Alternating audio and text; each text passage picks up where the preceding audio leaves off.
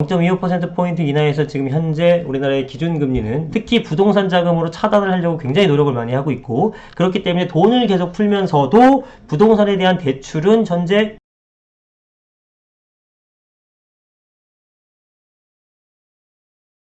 오늘 그 기준금리를 발표를 했습니다. 5월 28일인데요. 기준금리를 발표했는데 이번에 인하가 되었죠.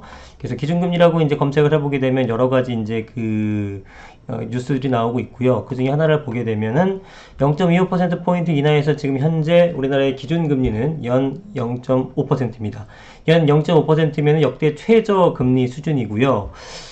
불과 B컷을 단행했던 지 2달 만에, 지난달에는 이제 동결을 했었고요. 0.75에서 또 한 번의 인하를 인해서 0.5%로 떨어졌습니다. 이렇게 최저금리 수준을 유지하는 것은 그만큼 경기가 어렵다는 것을 반증하는 거고, 이는 당연히 뭐 여러분도 알다시피 전염병 때문이죠. 그러면서 또 한 가지 발표를 한 거는 경제 전망치를 발표를 했는데, 경제 전망치가 올해 1% 성장률 달성이 쉽지 않다. 즉 0%대 성장이 될 거라고 예비쳤다고 합니다. 연초에 비해서 계속 경제 성장률 전망치를 조금씩 발표하는데 계속 수정 발표를 합니다. 그런데 그게 계속 낮아지고 있죠. 만약에 지금 백신 개발이 늦어지고 계속 이 경기 상태가 안 좋고 확산세가 여전히 늘어난다면 0%가 아니라 마이너스 성장도 사실은 우리가 염두를 해둬야 되지 않을까. 그만큼 굉장히 어려운 시기라고 보시면 될 것 같습니다.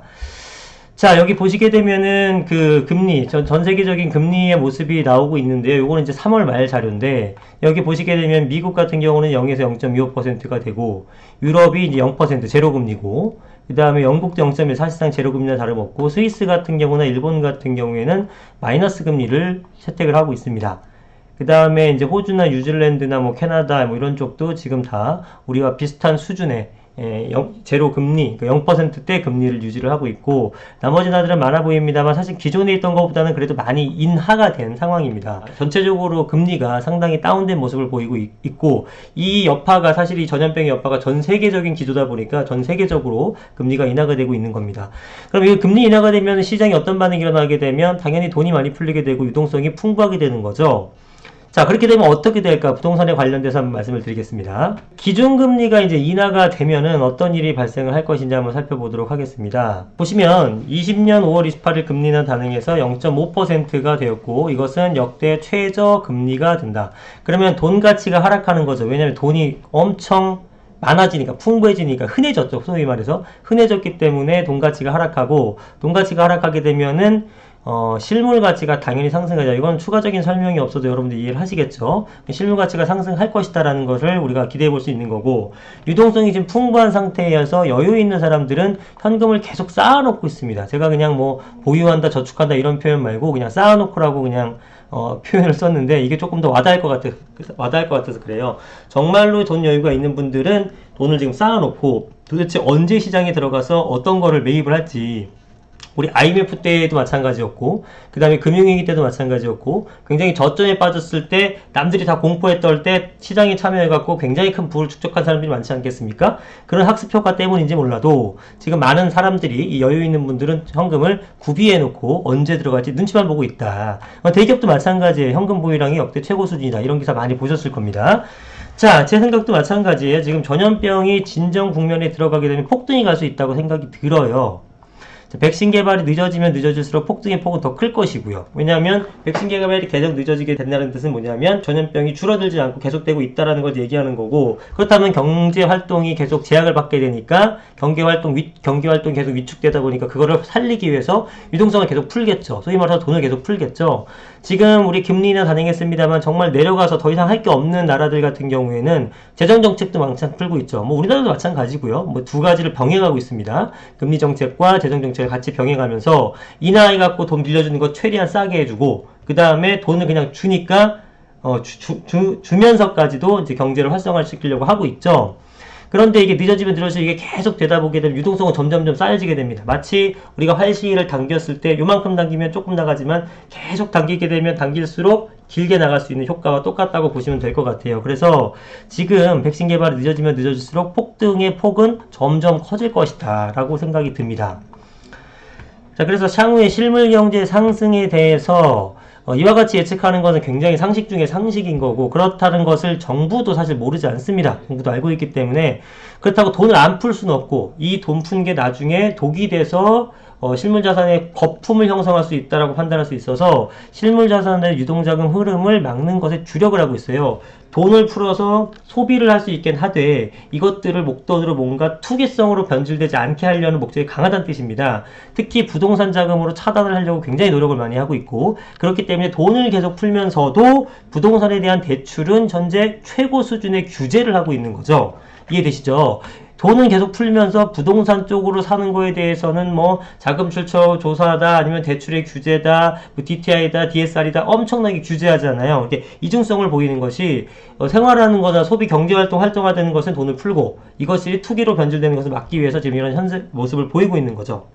자, 그럼에도 불구하고 고가주택에 대해서, 고가주택 이하의 것에 대해서는 사실은 대출이 어느 정도 적정선에 나오기 때문에 가격이 계속 상승 중에 있다라는 겁니다. 지금 뭐 제가 얼마 전에도 영상 찍었습니다만 6억 이하짜리들은 지금 계속 급등을 하고 있고, 뭐 9억 미만짜리도 계속 상승을 하고 있고, 이런 모습을 보이고 있지 않습니까? 초고가주택에 대해서는 굉장히 많이 거래가 없는 상태에서 가격이 좀 끊어진 상태고, 그런데 이렇게 된다면 지금 저렴한 주택들, 소위 말해서 이제 우리가 일반 국민들이 구입할 수 있을 만한 그런 주택들, 6억 미만, 이런 것들은 시간이 지나면 적절한 가격대의 매물이었는데 이것들도 모두 사라질 것 같아요. 왜냐하면 지금 고가주택에 대해서는 거래가 없고 대출이 가능한 그 정도 6억 미만이라든가 규제가 피하고 있는 그런 아파트들이 지금 풍선 효과로 해서 가격이 상승하고 있기 때문에 실제로 그거를 구입하려는 국민들은 이제 돈을 모았다 하더라도 가격이 올라가 버렸네 하면서 또 못 사게 되는 상황이 발생할 수 있다는 겁니다. 그래서 렌트 푸어를 걱정해야 되는 거예요. 내 집이 없는 상태에서 계속 전월세만 살아야 되는 분들을 말하는 건데요. 그런 걱정도 이제 고민해야 될 수준이 되어버렸습니다.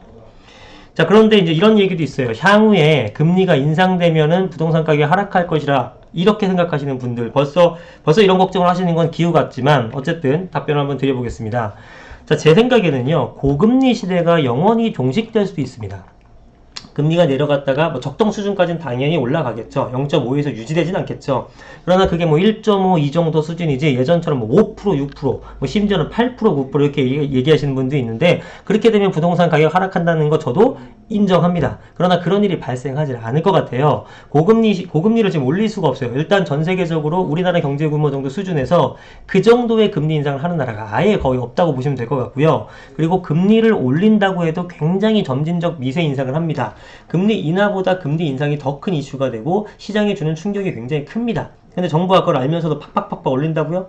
우리나라 경제가 망합니다. 그렇게는 안 하고 올리더라도 0.25%포인트씩 올리면서 굉장히 점진적으로, 그 다음에 그것도 급작스럽게 하는 것이 아니라 이제 올릴 거다 내지는 뭐 올릴 예정이다라고 이제 구두 개입을 먼저 하고 사람들이 방어가 돼 있는 상태에서 어느 정도 이제 충격을 흡수해야겠구나, 인상이 될 것 같구나 라는 걸 시그널을 준 다음에 그걸 충분히 흡수한 상태에서 금리 인상을 단행하는 것이기 때문에 이게 뭐 엄청나게 폭등하게 되면서 갑자기 부동산이 하락한다 이런 식의 생각은 안 하셔도 됩니다. 금리를 그렇게 무식하게 올리는 정부는 없어요. 예전에 서브프라임이라든가 인본의 디플레이션은 여러분들 공부해보시면 아시겠지만 상황이 굉장히 긴박했기 때문에 전격적인 금리 급등, 금리를 인상하지 않았으면 문제가 되는 시기였고, 일반적인 상황에서는 그런 것이 나타나지 않습니다. 그러니까 쓸데없는 시나리오를 걱정하지 않으셨으면 좋겠어요. 자, 결론 내볼게요. 전 세계적인 금리 인하와 재정정책으로 유동성이 지금 넘쳐나고 있습니다. 이거는 뭐 어마어마합니다. 어마어마해요. 유동성은 뭐 역대 최고죠. 역대 최고. 현재는 전염병에 대한 불안감으로 인해서 경기 회복이 되고 있진 않죠. 그죠? 불안함이 때문에 아까 대기업들이나 뭐 부자들 같은 경우 현금 쌓아놓고 그냥 안 쓰고 있는 것들이고 찔끔찔끔 필요한 것만 정도 쓰는 수준이죠.